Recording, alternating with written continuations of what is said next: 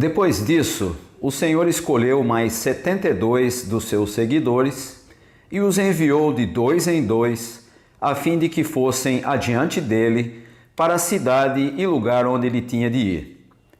Antes de os enviar, ele disse: A colheita é grande, mas os trabalhadores são poucos. Por isso, peçam ao dono da plantação que mande trabalhadores para fazerem a colheita. Vão, eu estou mandando vocês como ovelhas para o meio de lobos. Não levem bolsa, nem sacola, nem sandálias, e não parem no caminho para cumprimentar ninguém. Quando entrarem numa casa, façam primeiro esta saudação: que a paz esteja nesta casa. Se um homem de paz morar ali, deixem a saudação com ele. Mas se o homem não for de paz, retirem a saudação. Fiquem na mesma casa e comam e bebam o que lhes oferecerem, pois o trabalhador merece o seu salário. Não fiquem mudando de uma casa para outra. Quando entrarem numa cidade e forem bem recebidos, comam a comida que derem a vocês. Curem os doentes daquela cidade e digam ao povo dali: o reino de Deus chegou até vocês. Porém, quando entrarem numa cidade e não forem bem recebidos, vão pelas ruas dizendo: até a poeira desta cidade que grudou nos nossos pés, nós sacudimos contra vocês. Mas lembrem disto: o reino de Deus chegou até vocês. O texto da nossa reflexão de hoje, que se encontra no capítulo 10 do Evangelho de Lucas, traz algumas orientações de Jesus para aqueles que seriam os missionários do reino de Deus. No capítulo 9 do Evangelho de Lucas, são os 12 que saem para proclamar e para também curar as pessoas, levar a mensagem do reino de Deus. Agora, no capítulo 10, encontramos o envio não mais dos 12, mas agora de 72 seguidores de Jesus para anunciar a mensagem do reino de Deus. Encontramos essa informação logo no versículo 1, em que Jesus escolhe 72 seguidores para sair e proclamar a mensagem do reino de Deus. E esse número é bastante sugestivo, porque ele nos faz lembrar principalmente daqueles ajudantes de Moisés que aparecem lá em Números capítulo 11, versículo 16, em que Moisés distribui um pouco do Espírito de Deus que estava nele para aqueles que seriam os seus ajudantes e que dariam apoio para a sua atividade à frente do povo de Deus. E aqui nós temos o mesmo número, 72 seguidores de Jesus, o que também pode indicar que há muita coisa para se fazer. E nós podemos imaginar, principalmente, que nesse caso nós estamos numa situação como se fosse um novo êxodo, ou seja, assim como Moisés foi levantado para ser o orientador do povo de Deus no Antigo Testamento e conta com os seus ajudantes lá em Números 11, aqui são os seguidores de Jesus que dão essa estrutura de um novo êxodo, levando a mensagem do Evangelho, a mensagem do reino de Deus, que vai promover um novo êxodo, uma nova libertação, uma libertação ainda superior àquela que nós encontramos na saída do povo de Israel do Egito. No versículo 2, encontramos a afirmação de Jesus, dentre as suas orientações aos seus missionários do reino, dizendo que a colheita é grande, ou seja, a colheita abrange, na verdade, o mundo todo. O mundo todo ainda precisa receber a novidade do reino. Mas se a colheita é grande, os trabalhadores são poucos. E eram poucos porque eram poucos os que criam em Jesus a essa altura do seu ministério, e também são sempre poucos os que se dispõem a anunciar a sua mensagem. Isso era comum na época de Jesus e continua sendo uma realidade nos nossos dias. Há muita gente que participa da vida das igrejas, que participa das comunidades de fé, e que se abstêm de serem portadores da mensagem do reino de Deus, e ainda assim os trabalhadores continuam sendo poucos para uma colheita tão grande que abrange o mundo inteiro. Por conta disso, Jesus vai afirmar aos seus discípulos: peçam ao dono da plantação que mande mais trabalhadores. E há uma expressão que ficou marcada na história, que foi desenvolvida pelo Rabi Hillel, que dizia o seguinte: se não eu, quem? Se não agora, quando? E essa expressão do Rabi Hillel, que é obviamente da tradição judaica, traz a necessidade de se pedir ao dono da plantação que mande mais trabalhadores. O grande problema que nós temos na realidade das comunidades de fé atuais é que nós sempre achamos que o chamado de Deus é para os outros, nunca é para nós. E aí então retomamos a pergunta ou a expressão de Hillel: se não eu, quem? Se não agora, quando? Esse é um dos problemas que nós temos nos dias atuais, em que as comunidades de fé são reduzidas em termos daqueles que se dispõem a ser mensageiros do reino de Deus, das boas novas que liberta as pessoas.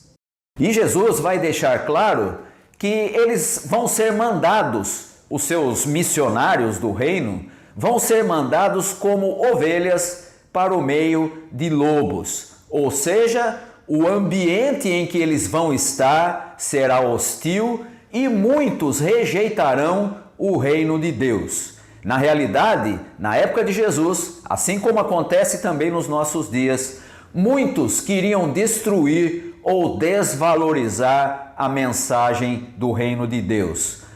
Na época de Jesus, isso acontecia com a rejeição, e isso também acontece nos nossos dias, quando, às vezes, pela própria atitude dos pregadores, daqueles que são portadores da mensagem, acabam depondo contra a própria mensagem, ou seja, prega-se aquilo que não se vive. Isso, ou seja, essa situação de enviar os seus seguidores como ovelhas para o meio de lobos, vai ficar mais claro nos versículos seguintes, principalmente a partir do versículo 8, 9 a 11. Mas a orientação de Jesus continua. No versículo 4, ele vai dizer: não levem nada que traga preocupação extra. Não levem bolsa, e a bolsa aí se refere à bolsa de dinheiro, ou seja, o recipiente em que se guardava o dinheiro. Não leve sacola, não leve sandália. E mais, não se distraiam no caminho, não parem para cumprimentar ninguém pelo caminho, não gastem tempo com aquilo que não é importante. Mantenham o foco na missão e no objetivo principal. Vocês estão sendo mandados como missionários do reino de Deus. Esse é o objetivo, esse deve ser o foco de todos eles. E a orientação de Jesus segue no versículo 5. E Jesus diz: quando vocês entrarem numa casa, digam que a paz esteja nesta casa. Ou seja, o reino de Deus traz a paz. E a exemplo do Shalom judaico, agora no reino de Deus, a paz, que é a paz ligada ao Messias, que é Jesus Cristo, deve ser desejada para todos os que vão receber o reino de Deus. Não se esqueça que o próprio Jesus afirmou que deixava aos seus seguidores a sua paz, uma paz diferente da do mundo, não é uma paz marcada pela ausência de guerras, não é uma paz marcada pela presença bélica, como era o caso principalmente dos romanos na Judéia, mas principalmente a paz trazida pelo Messias, paz diferente da paz que o mundo oferece. E portanto, Jesus diz: desejem a paz para quem está na casa. Se o morador da casa for de paz, ótimo.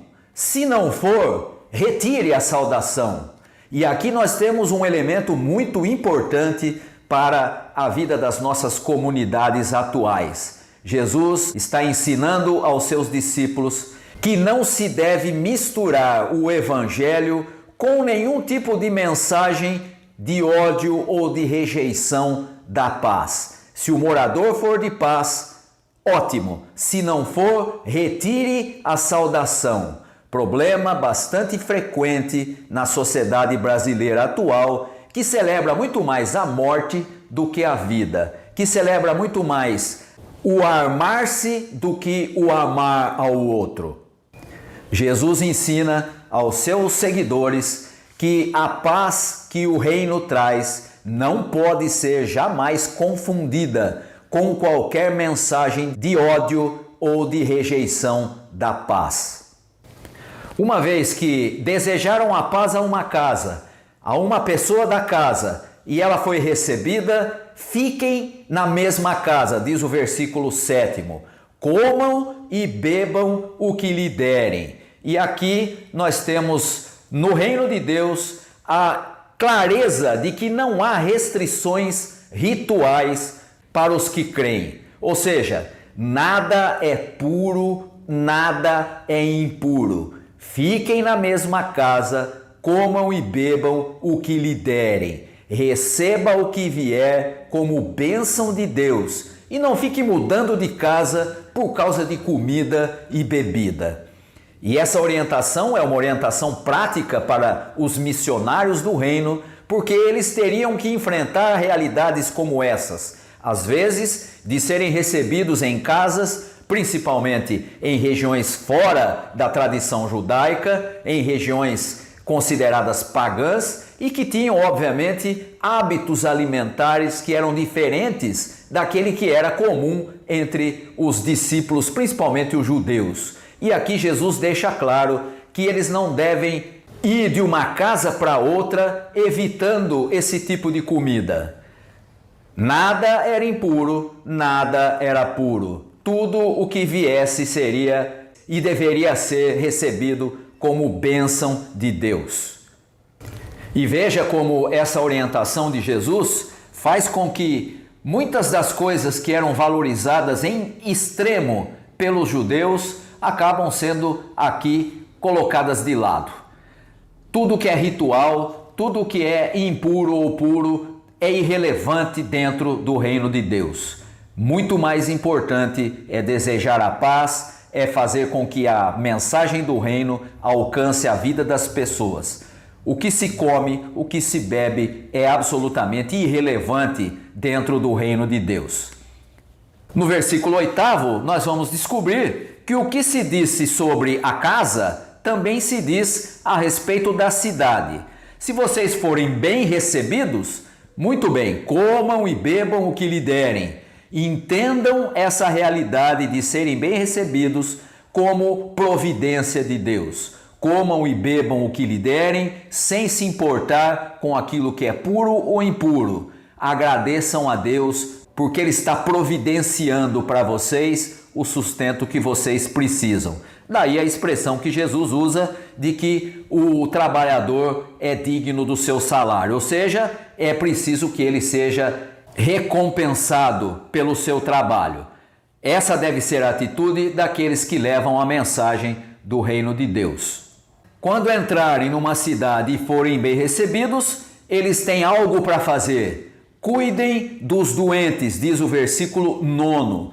E aqui há uma expressão, uma palavra muito interessante, porque a expressão cuidar dos doentes é usada uma palavra em grego que é a palavra terapeute. Ou seja, cuidar com remédios, fazer terapia. Terapia no sentido de cuidado com medicina da época. Cuidar dos doentes não era apenas uma atitude mágica, mas era cuidar como alguém que está administrando aquilo que ajuda na recuperação de quem está doente. É muito comum, principalmente nos nossos dias, na compreensão pentecostal dos textos do Evangelho, olhar para um texto como esse e dizer: precisa ter alguém lá que tenha o dom de cura, quando na verdade a orientação de Jesus para os seus seguidores é que eles cuidassem fizessem terapia com remédios com aqueles que eram doentes naquela cidade. E ao mesmo tempo, além de cuidar dos doentes, o versículo 9 nos traz a informação de que eles deviam marcar para aquelas pessoas que a realidade agora era nova. O reino de Deus chegou até vocês. Nada será como antes e agora já não há mais desculpa para não receber o reino de Deus, que é presente de Deus em Cristo. E, portanto, além do cuidado, é preciso também que os seguidores de Jesus marquem a realidade nova que é a chegada do reino de Deus. Tudo isso numa cidade que os recebe de maneira aberta, mas há aqueles também que não recebem, há aqueles que rejeitam a mensagem da boa nova do Evangelho. E então nós chegamos no versículo 10, e aqui nós encontramos que nem sempre haverá boa recepção da mensagem do reino. E agora começa a ficar mais claro aquela situação que nós vimos lá no versículo 3, quando Jesus disse que os mandava como ovelhas para o meio de lobos. Aquela situação agora mostra que a rejeição pode acontecer, que há muita gente que não vai gostar da mensagem do reino de Deus, que vai rejeitá-la e que vai se opor à mensagem da boa nova que faz com que a pessoa possa ter de novo comunhão com Deus. O fato de serem enviados como ovelhas para o meio de lobos mostra exatamente essa realidade. Há muita gente que vai rejeitar, há muita gente que não vai concordar com a boa nova de salvação. E o que é que se deve fazer quando a mensagem é rejeitada? Encontramos essa informação no versículo 11, o último do nosso texto de hoje. O que fazer quando a mensagem é rejeitada? Jesus afirma: deve sacudir a poeira dos pés como protesto, como reprovação da atitude de rejeição à mensagem das boas novas do Evangelho. A exemplo dos que receberam a mensagem, também aqui no versículo 11 se marca a nova realidade. É preciso, além de sacudir a poeira dos pés como protesto, afirmar: o reino chegou até vocês. E agora não há desculpa para a rejeição, nem mesmo a desculpa do desconhecimento. E essa atitude de sacudir a poeira dos pés vai ser levada a efeito de maneira prática e absolutamente fiel à orientação de Jesus. Se você for lá para o capítulo 13 de Atos, no finalzinho do capítulo, no versículo 51, você vai encontrar Paulo e Barnabé fazendo exatamente isso quando a mensagem é rejeitada na cidade em que eles estão. Toda essa descrição que Jesus faz, orientando os seus missionários no reino, deve nos conduzir à mesma atitude ensinada por ele. É preciso termos consciência de que a colheita continua grande, o mundo ainda precisa receber a novidade do reino de Deus, apesar de tantas igrejas, apesar da presença de tantas comunidades que se identificam como evangélicas, o mundo ainda está longe de receber a novidade do reino. E os trabalhadores continuam sendo poucos, porque são poucos aqueles que se dispõem a anunciar a mensagem do reino de Deus. Por isso, nós devemos pedir ao dono da plantação que mande mais trabalhadores. Precisamos olhar para nós mesmos e pensar: se não eu, quem? Se não agora, quando? É preciso que nós não pensemos que a missão de levar a mensagem do reino é para os outros. Ela é nossa. Nós somos as ovelhas enviadas no meio de lobos. Nós somos aqueles que não devem levar nada que traga preocupação extra, nem bolsa, nem sacola, nem sandália. Nós somos aqueles que não se devem distrair no caminho. Nós somos aqueles que devem levar a paz do reino de Deus para as casas e para as cidades. Nós somos aqueles que devem comer e beber daquilo que Deus nos providenciar, sem se preocupar se aquilo é puro ou impuro. Nós somos aqueles que devem marcar a nova realidade. O reino de Deus chegou. Todos aqueles que ouvem a mensagem agora precisam se posicionar, seja recebendo, seja acatando a mensagem, seja rejeitando. Não nos cabe converter ninguém, mas cabe a nós sermos portadores dessa mensagem libertadora. Que Deus possa abençoar aos irmãos e possa abençoar as irmãs, e que nós possamos ser como esses 72 missionários do reino, fazer a nossa parte, anunciar a mensagem, sabendo que ela é capaz de libertar, ela é capaz de salvar as pessoas. Deus abençoe aos irmãos e às irmãs. Amém.